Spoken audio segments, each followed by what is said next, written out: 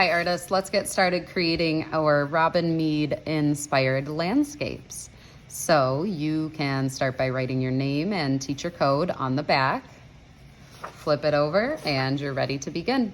You get to decide if you want your landscape in what we call landscape mode, which means the paper is side to side longer, or if you want your paper in portrait mode, which means taller this way, up and down. I am going with landscape, and I'd like you to start with your foreground. The foreground, remember, is towards the bottom of our paper, and it usually has the biggest things because it's the closest to us as the viewer. So it looks really big, even though it might not be big in real life. For example, a flower, or maybe some waves. And I'm just like playing on these like dramatic waves too. I want them to look really large. And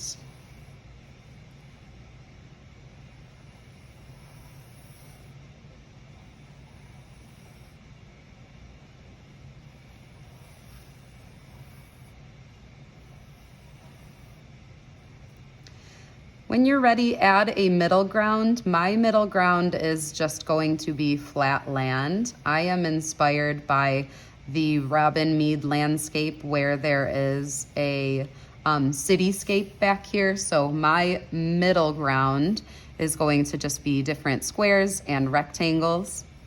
Now keep in mind, I am going to press a little harder right now so that you can see what I'm doing. You are going to be drawing light until you get it right.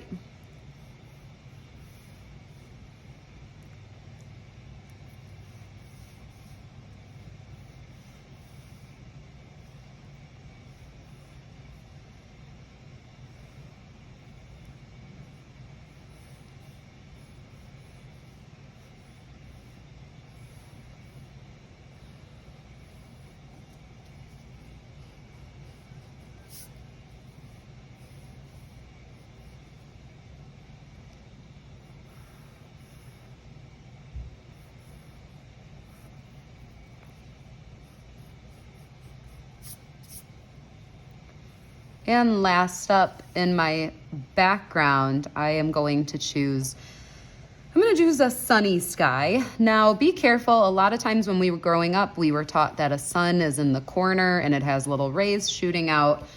This is kind of what we learned when we were really young in like kindergarten, and there's so many other ways to show a sunset, maybe a moon, maybe clouds, maybe even a dark sky, maybe maybe a storm. So just keep in mind, you don't just have to put the sun in the corner.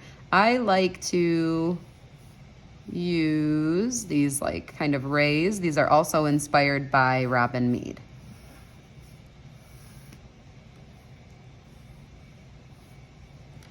When you're happy with how everything looks, you will trace over with Sharpie.